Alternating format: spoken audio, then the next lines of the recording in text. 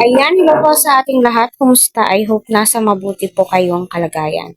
So, kumpirmado nga po, VNC at saka si Eds ay palaging sinusundo daw po ni Edu.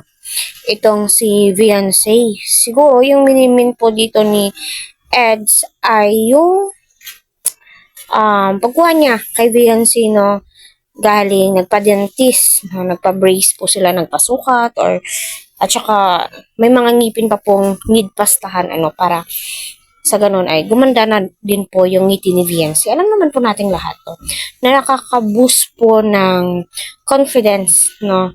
Number one, yung ngiti, no?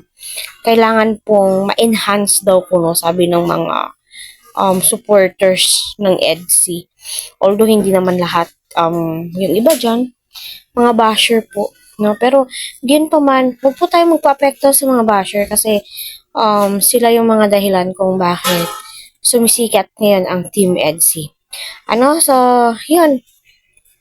Good news nga po ito sa karamihan dahil nga getting to know each other, so kahit na alam po natin na kuya lamang po yung tingin ni VNC, at least kita po natin na nagiging open na po sila sa isa't isa, comfortable po sila sa isa't isa, which is malaking tulong po yun, no, para kay VNC, no, at saka kay Kalingap Edu, at kita naman po natin, until now, kahit papaano ay mahiyain pa rin po itong si VNC, no, sapagkat, no, may mga minimal improvement na naman po.